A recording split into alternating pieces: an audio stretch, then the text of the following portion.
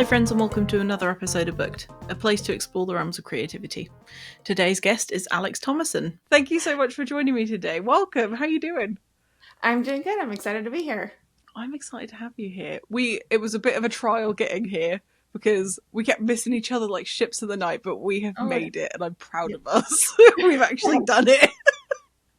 The seemingly impossible. Yeah, trying to figure out scheduling, it's always entertaining. It is, especially with humans that do things. It's hard. Mm-hmm. I don't even know if we're in different time zones, but yeah, I'm not sure. I'm CST. I don't know what you. Yeah. Yep. Yeah. Okay. Yeah. That's made it infinitely easier. Yes. I'll tell you what. Scheduling people in Australia and England and Nigeria has been difficult. Yes. So I'm very grateful for the common time zone denominator. Yes. Yeah. We haven't had to schedule anybody too crazy like that. It's mainly been, I think our craziest one is we had somebody in Canada that we had to try and figure out the time schedule with that one.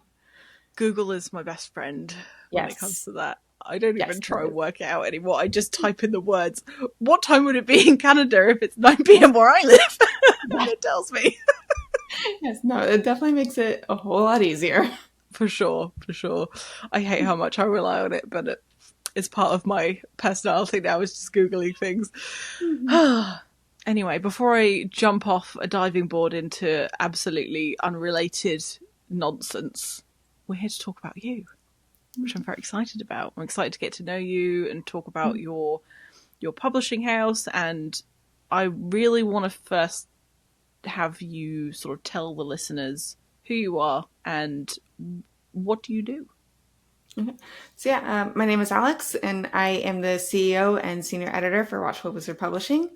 I've always kind of been an avid reader, and so it's been kind of fun to see the other side of the house and go into the publishing company with it that way. Mm-hmm. And, when I'm not working on that, I have 3 little girls that keep me on my toes, and between my husband and I, and we just kind of have fun with it. Awesome. So it seems to be that most people that are in the publishing world started off by being massive fans of reading. What is your sort of most read type of book? For me, I have mainly read fantasy, but I'm starting to learn more about the sci-fi world and finding out I like a lot of those books as well. That's cool. They kind of share that, I don't know, that familiar thing of being whisked away to something that's out of our realm, which is infinitely cooler than real life. They're a great tool for escapism, definitely. Oh, yes. What I'd love to really explore is the book that you've published, Simple Recipes. Well, what can people expect from it? So as the name suggests, it's a book that has a whole bunch of simple recipes in it. I am not a professionally trained chef. I actually didn't even really learn how to start cooking until about 6 months before I got married. Wow. So, which there was a lot of trial and error with that. And so part of it is also my husband's in the military. And so we've never been stationed overseas, but we've had to move a few different times across the United States. And because of that, we've also met some friends who have been from all over the world who have shared their recipes with me.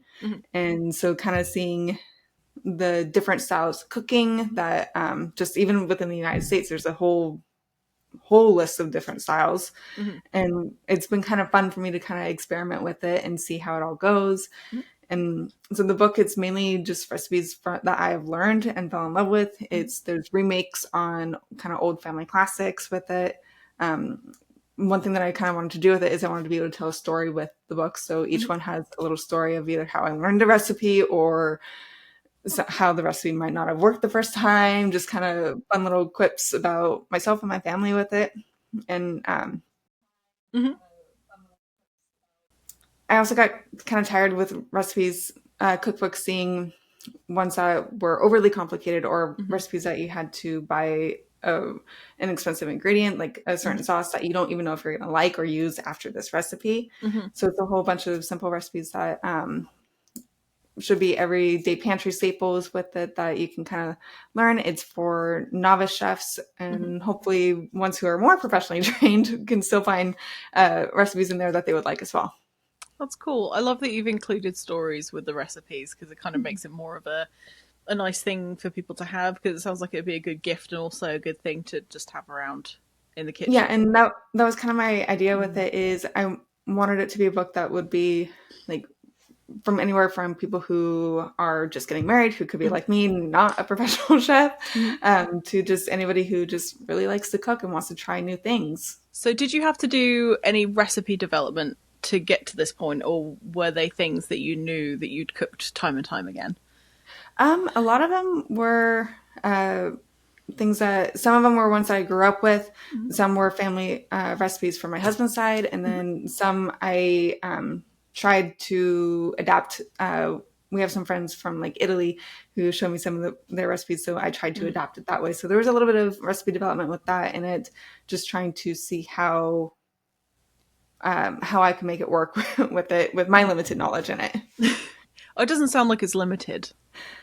No, it's been an ongoing learning experience with it, and just kind of having fun. And I like to cook, I like to host, and so it gives me a chance to explore that side. I absolutely love being able to cook for people and then seeing them enjoy the food that I've cooked. It's like one of the best feelings in the whole world. It is. Yeah. It's amazing.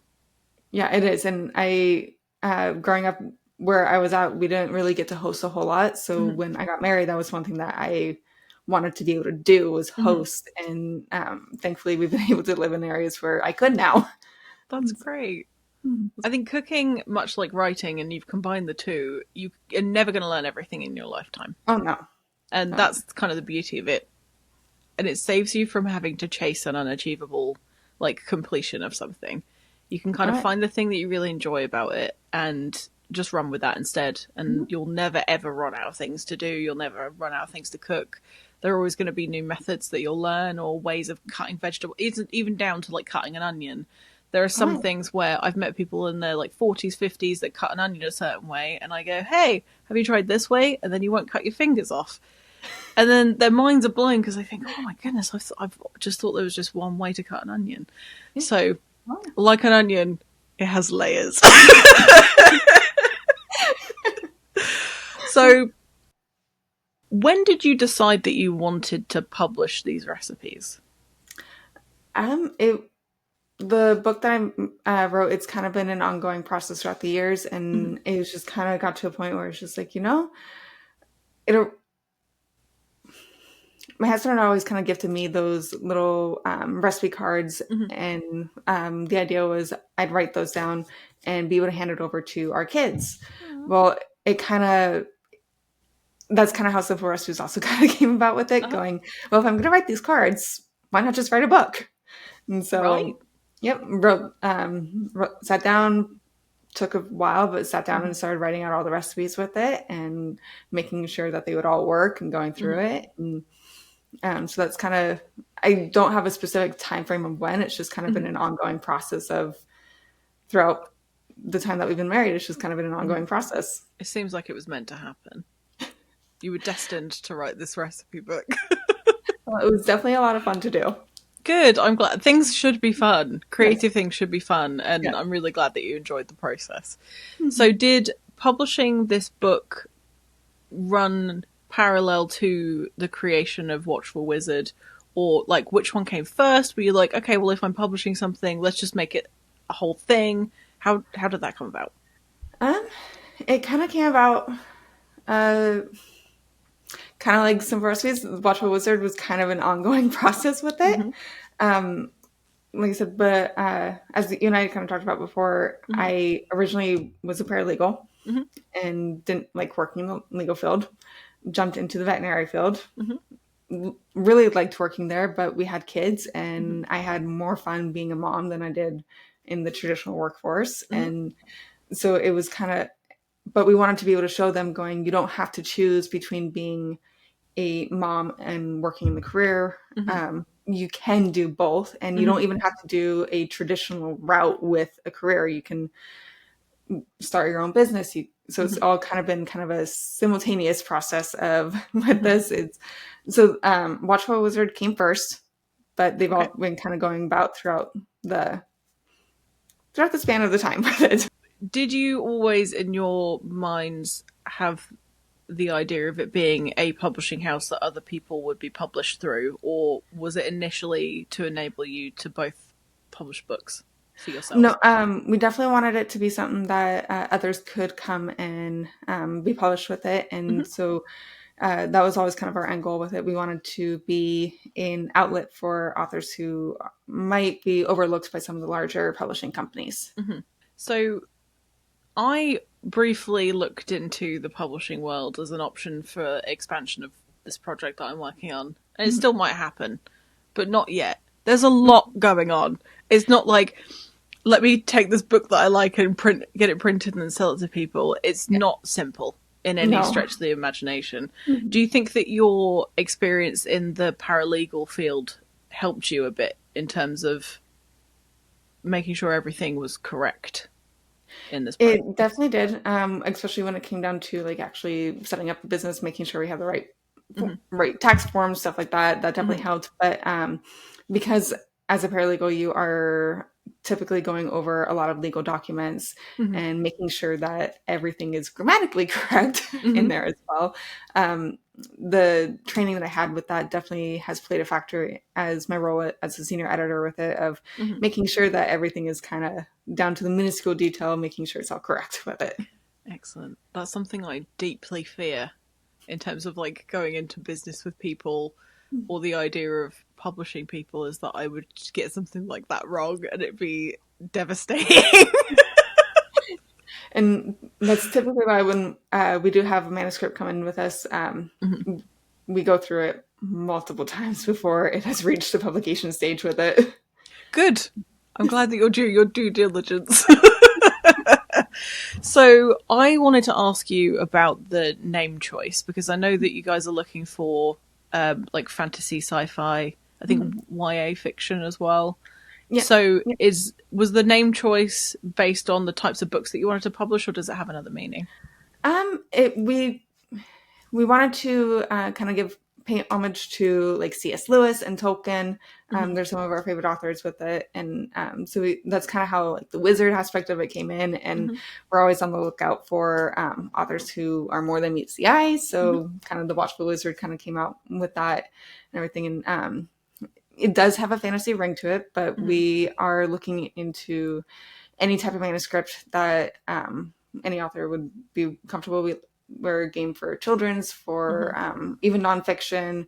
We're planning on bringing out some kind of like tabletop role-playing ideas coming out as well. And so we kind of take the broad spectrum. So have you seen quite a lot of manuscripts come through to you, or are you still looking for people at the moment?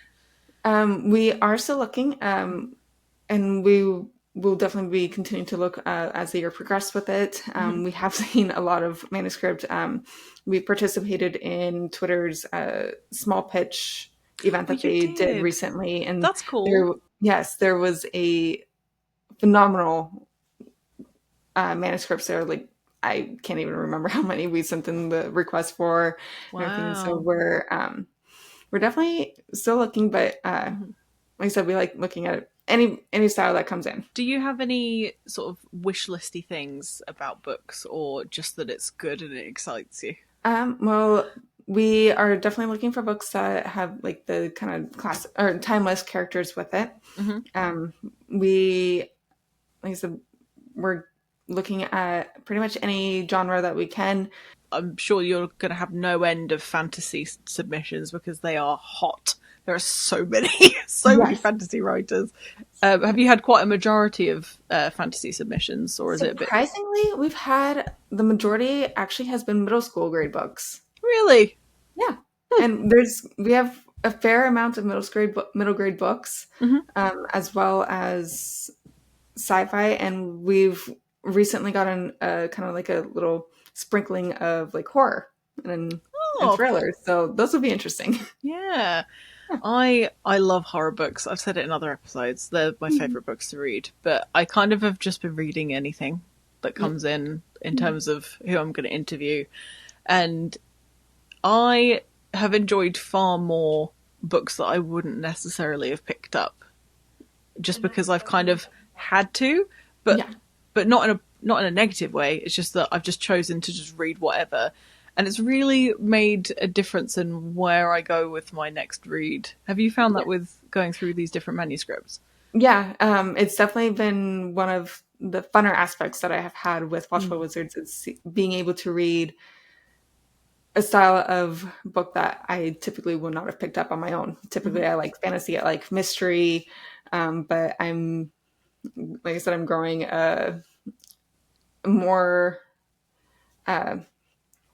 love for like the sci-fi type books and everything, and which was not something that I typically would read before. And so it's been fun being able to see all the different types of manuscripts and seeing which ones me as a reader, not so much as an editor, but as a reader, I have fallen in love with. That's really cool. I love that. Yeah. I love the ability to be able to explore different forms of the art and really get into the brains of people. Because I imagine you kind of see that with people submitting stuff, because that's a very vulnerable thing to do. It is. Is to go, hello, stranger, I want you to tell me if my book is worth anything to you. And that must be so much pressure to be, especially if you're deciding whether or not you're going to go with somebody. Like, has that been something that you've had to learn? Are you naturally just, like, nice enough that you can just be like, no, thank you, and it doesn't hurt people's feelings? Like, how does that work for you? Well, that's one thing that we at Watchful Wizards try to be different compared to some of the other, especially the larger publishing companies, is everyone who sends in a query to us, they will eventually get a response. Cool. A lot of the larger publishing houses, how you are told no is you never get a response. And we don't like that. We don't think it's good business, because, as you said, it is a very vulnerable thing for authors to send in their work. I mean, we kind of joke around going, this is their child that they're sending in to us, going, we want to give them the respect of at least an answer. Yeah. Whether it's, hey, unfortunately, we're not able to take this at this time, or, hey, we would like to offer you a contract with it. That's and so cool. We do want to be respectful to the authors that query with us by giving them a response. I love that very much. And I think that's something that people will benefit from if they go for a smaller publishing house, is that you may be more likely to get a more personalized experience rather than just being pushed through because you're part of the sort of trending thing that will sell really well. Yes. So are there any like hard lines where you say, no, sorry, that kind of thing isn't going to be cool for us, that people, if they're considering sort of querying with you, maybe might not if they knew? That was such a roundabout way of saying, is there anything that you won't publish? When it comes to things that we won't publish, really mainly the only thing that we try to avoid away is any more explicit material with it. Yeah.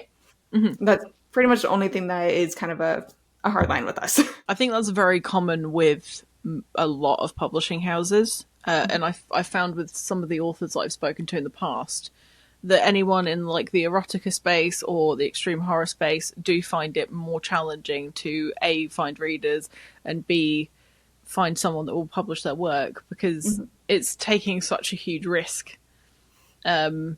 And I get it. It's one of those things. So I was just curious, because if anybody's listening, then I don't want them to be like, oh, I can apply. And then you go, no, we don't do that. So how do you find that people are discovering you to query? Is it largely on your website? Is it mostly on social media? Where do you do a majority of your sort of contact with people? A lot of it, we do get a fair number coming in from our Twitter page, or our X account, I guess it would be called now, but I have a hard time saying X compared to Twitter. I call it Twitter. It's okay. Yeah. That's what it's called. And we also get a fair number who have come to our website organically just by kind of like searching around for publishing companies, and ours pops up. So you did speak a little bit about this before, but what would you say your main mission is in terms of where you want to sit in the publishing world? But yeah, so kind of what we do with Watchful Wizard is we kind of felt like a lot of the larger publishing companies have chosen to abandon a larger of the reading base with it. Okay. They like pushing out books that fit the current popularity spectrum. Hmm. Well, popularity always changes, Hmm. and you never know what's going to be popular today isn't going to be popular in a year. Hmm. And so we feel a lot of the larger publishing companies are trying to push for what's popular now rather than something that's going to expand over time with it. Okay. So what Watchful Wizard wants to do is we like to answer that group with it. Hmm. We like having books that have the timeless characters that can extend beyond what is just popular now and can really reach the hearts of readers today, tomorrow, 50 years from now, however Hmm. long it takes with it. And we also just believe that they're each unique, and we don't feel that the bigger publishing companies actually see that anymore. Mm. And so we kind of try to prioritize the author in that process with it. It definitely, from the way that you speak about it and I don't know, the care that you seem to be taking in terms of how you want to treat the writers, it shows me that you actually really do care about it a lot. And that's really nice to see. It's not just a thing that you're trying to churn through to make a bunch of money. And I think most people don't really go into writing or publishing books necessarily for the big paydays. But No, yeah. I think I read at one point that an author is considered successful after they've written like 20 books, I think. I'm never going to reach success. Just because, at that point, that's when they start getting more of that like passive income coming in where they don't have Yeah. to write as much with Oh, I it see. That's fun. and everything. But yeah, no, it's definitely a hard business to get into. Mm. And that's why we really want to prioritize the author with it going. We want to make sure that ultimately they are proud of the work that they have done, and we're just a part of the process of getting it out to the readers. So do you work with specific like cover artists and editors? Do you have people that you sort of do business with consistently, or do you try and find somebody different for each type of book? How does that work? I'm just asking because I'm nosy. That's why that came to my head. Right now, when it comes to editing, we are a very small company. Yeah. I mean, we're coming up to our 1 year anniversary actually in a couple weeks. Congratulations, that's so Yeah. exciting. And so when it comes to editing, we are a very small company with it and a very small group. So I think there's only a handful of us that actually handle the editing process with it. And then when it comes to like covers, we have enlisted a few different authors that we're working with that we've have just made contact with throughout this process with it. And they all have different styles, so that way we know like if we have a children's book come out or like a middle grade book, we have a certain style that typically goes with that, so we know which artists that we can reach out to going, hey, we had this book for you. Or if it is one of the more sci-fi or the like hopefully some of the horror books that we have coming out with it, there's another style of artist that we have going, hey, we have this for you, can you do it for it, everything. And then so that's kind of how we have with that. It's good that you've already got your sort of network of people that you know you can rely on, because I've always been curious about that, especially with smaller or newer publishing houses, is how do you figure out who you trust to do these like really integral parts of the process? So I think it's cool that you're sort of editing in-house, because then you have ultimate control over the quality of the product, or the you know the writing that you let out into the world and put your name on. So that's very cool. So in terms of people go through the process of submitting to you, and then let's say they're successful, what does that timeline look like? You don't have to give me times because I know it's arbitrary, but what are the stages in terms of from the moment that they submit the query to actually having the book out in the world? So we do try to work a little bit quicker than some of the other larger publishing companies. That's a benefit of us being a smaller publishing company. With it, we had our first book contracted at the end of 2024. and we should be having that one published in June. So Oh, it's pretty quick. yes, not all of our books are going to be able to be that quick. Mm-hmm. With that one, it is a smaller manuscript, and so it was able and didn't require a whole lot of editing with it. Mm-hmm. So it was able to be pushed out quicker. Some of the books that we have now, we are already looking into publishing for 2026 with it. So it just kind of Cool. depends on how much editing is required, Mm-hmm. and just kind of depends on the length of the book with it. Obviously, sci-fi books, which typically can be up to like 200,000 words, but those ones are going to take a little bit longer to go through and get out Mm-hmm. to be published. That makes sense. So is the editing process probably the longest part that you have to go through? It can be, Mm-hmm. but we also want to make sure when it comes to marketing that we are giving the authors as much time to have their books marketed as possible with it. So we do try to push the publication date out after we've been able to secure some, whether it's working with different local bookstores, Yeah. I'm trying to get the authors in there to be able to do book readings or book signings, things like that. Cool. We believe in giving back to the community, so we try to work with not just the local bookstores that are here where Watchful Wizard is located, but also local bookstores that our authors typically visit. Mm-hmm. And so we try to give back to the communities in that way with it. And so we want to make sure that there's enough time for marketing, Mm-hmm. so that way we have, once the book is published, there's as much knowledge about the book as possible to get it sold. So do you have a set strategy that you use across, that you'll be using across all of the writers, or will you have like different strategies for different, in terms of marketing? Sorry, I should have made that very clear at the beginning. But do you have a different strategy for somebody who had a horror book published through you versus something else, or are you going to go through very similar stages for everybody? We try to base it off of the author's strengths. Mm-hmm. Not everybody is going to be comfortable doing a book panel Mm-hmm. or doing interviews with it. They might have a social media Yeah. presence with it, where they can Mm-hmm. do all of their help with the marketing on their social media page with it, because they have just thousands and thousands of followers with it. Mm-hmm. Other authors have no issue getting in front of a crowd and being able to talk about their books. So we Mm-hmm. like to try to get them in front for book panels, for interviews, and things like that with it. We also, like I said before, we tried to get them into local bookstores where they can do that one-on-one personal aspect of it, of being able to show their community, of going, hey, I live here, I Mm-hmm. work here, I am a part of you, and here's my book with it, and be able to kind of share with their community just themselves with it. I think that people do find that very, very engaging, where they find out that there's a local author that lives 2 streets down from them that's published this book. It makes you kind of more inclined to actually engage with that product that somebody's produced, or Mm-hmm. that art that somebody's produced.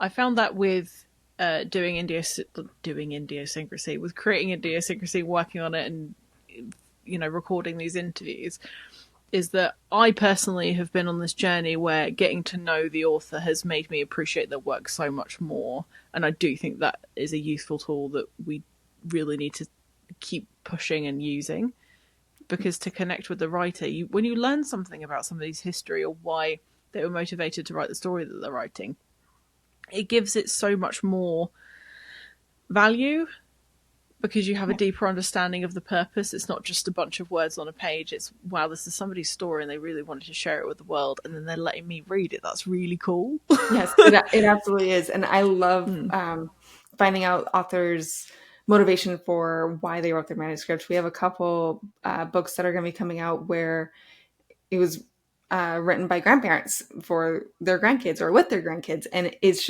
something that, like, I enjoy finding out, going, why did you write this book, and seeing their heart in it with it. And it's definitely something that I've always enjoyed with it. So in terms of what is going to be coming out from Watchful Wizard, can you tell me a little bit about any new releases? I'd love to hear about them. Yeah, we have a few that are going to be coming out this year. Like I mentioned before, we are still going through some of the queries that have come in recently. But we have a few that are going to be coming out this year. We have a couple children's illustrated books that we are in the process of getting illustrators for, so that way those can come out. Those ones, unfortunately, will be coming out next year with it. But we also have a sci-fi book that is a very interesting read. It's definitely one that kind of it's got some twists and turns to it that I don't think readers are typically going to see coming. We have a couple middle grade books that are coming out that, as I mentioned before, are written by grandparents. One was written with a grandmother with her granddaughter, and then one was written by her grandfather who, once they found out that their daughter was pregnant, kind of started coming up with the story with it, and they're both adorable reads. One is more of a middle grade mystery book that the little girls in the stories have to kind of solve the mystery. And the other one is one where it's a treasure hunt with it. And so both of those are going to be coming out this year, and they'll be fun. They're super, super sweet reads with it. And then we also have a young adult fantasy book that's going to be coming out.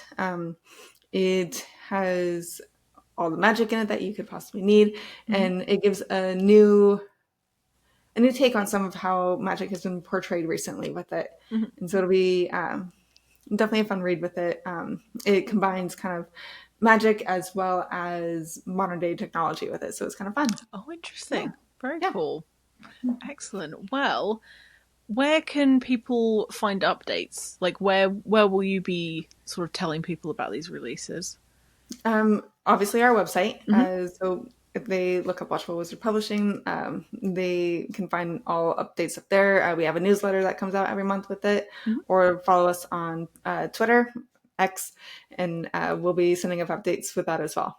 Great. I will put the links in the description of the episode, so don't panic, people. It's going to be so easy to find. But yeah, thank you so much for today. I've really appreciated your time, and it's been really interesting to learn about the way that you operate in terms of the publishing house, and it was really nice to learn about your backstory for your cookbook. So yeah, it's been a lot of fun. Thank you so much. Yeah, well, thank you for having me. This was definitely a lot of fun to do, and glad we got to connect. Oh, me too.